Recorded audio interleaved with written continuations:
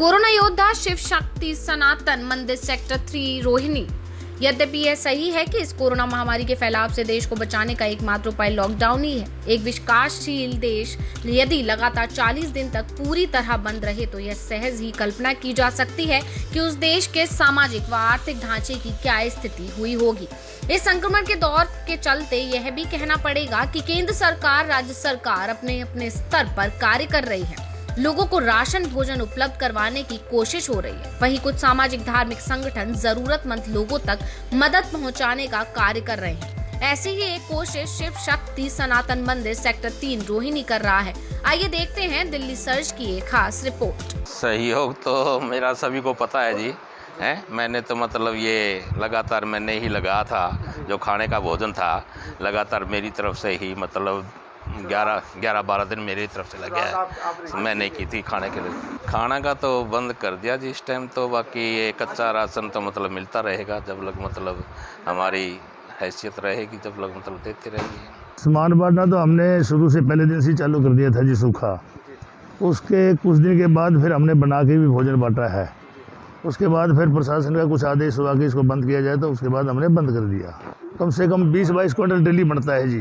Lockdown जिस दिन हुआ था उस दिन से लग रहे हैं और किसका कोई सहयोग नहीं है। हमारी संस्था है, हमारे अपने आदमियों का ही है, कोई सरकार का कोई ऐसा कुछ नहीं है। कोई हमें सहायता मिल रही है ना, हमने मांगी है ना ली है ना मिली है। हम अपनी तरफ करेंगे। देखो जी, हमारे संस्था ने यहाँ जब से लॉकडाउन हुआ है पहले सूखा राशन बांटा है। उसके बाद सूखा राशन बांटने के बाद हमने ये देखा कि लोग सूखा राशन तो घर में भर रहे हैं। उसके बाद फिर हमारी कमेटी ने, शिव शक्ति सनातन मंदिर सेक्टर 3 रोहिणी की पूरी कमेटी ने डिसाइड किया कि हमारा भाई खाना बना के दिया जाए। हमने यहाँ खाना बना के दिया।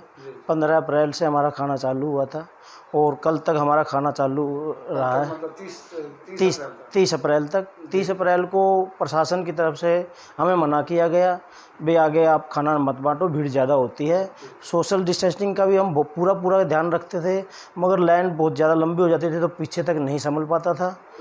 तो उस वजह से प्रशासन ने थोड़ा सा हमें मना कर दिया। सूखा राशन अब भी हम लोग दे रहे हैं, जो ज़रूरतमंद आता है उसको देते हैं, या कहीं से हमारे पास कॉल आती है, प्रशासन की तरफ से कॉल आती है, हम वहाँ प्रशासन के थ्रू वहाँ पर सूखा राशन भेज। इस संस्था की बहुत महत्वपूर्ण भूमिका रही है। हमारे जिस दिन लॉकडाउन हुआ उससे अगले दिन 24 तारीख से ही हमारी संस्था के संस्थापक श्री सतपाल जैन जी और अनिल गोयल जी, 2 बंदे सबसे पहले सबसे आगे आए थे और इन्होंने ही स्टार्ट किया।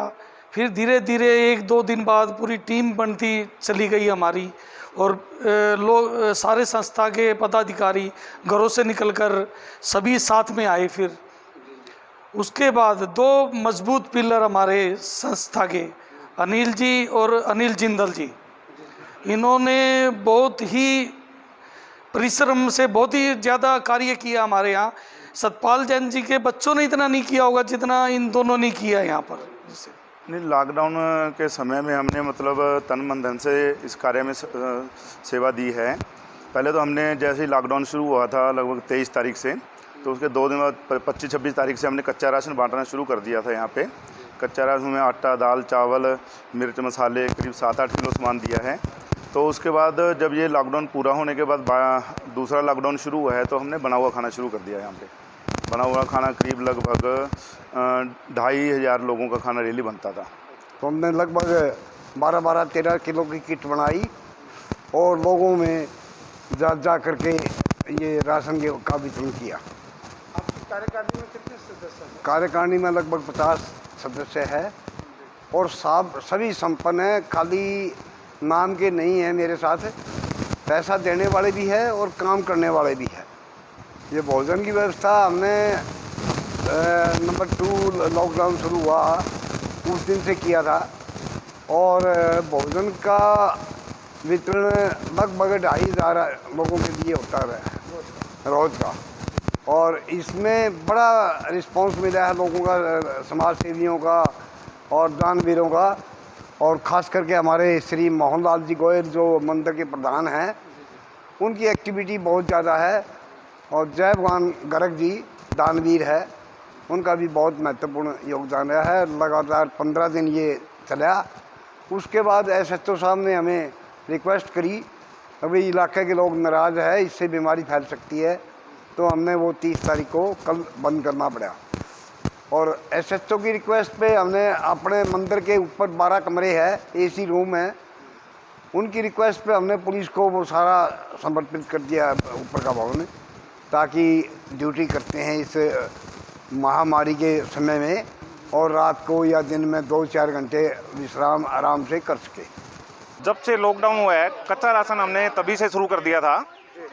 अभी लगभग पिछले 10-15 दिन से हमने खाना बना के भी यहाँ पे बांटना शुरू किया है और हमारा भरसक प्रयास ये है जैसा खाना हम घर में खाते हैं उसी टेस्ट का खाना हम यहाँ पे बनवा के और लोगों को बांट रहे हैं। हमने लोगों से समय समय पर पूछा भी है कि खाने में किसी तरह की कोई कंप्लेंट तो नहीं है, तो सबने खाने को अच्छा सराहा है। पूरी फुल तरह से पूरी सपोर्ट और पूरा सहयोग तन मन धन से सभी लोगों का हमें यहाँ मिल रहा है और लगातार उन्हीं के प्रयास से हमें ये प्रेरणा मिल रही है, जिसको हम ये काम लगातार बहुत सुचारू रूप से चला रहे हैं। हमसे जुड़े रहने के लिए हमारे YouTube चैनल को सब्सक्राइब करें और नई वीडियो की नोटिफिकेशन के लिए बेल आइकॉन को दबाएं। अगर आप ये वीडियो Facebook पर देख रहे हैं तो लाइक जरूर करें और ज्यादा से ज्यादा शेयर करें। धन्यवाद।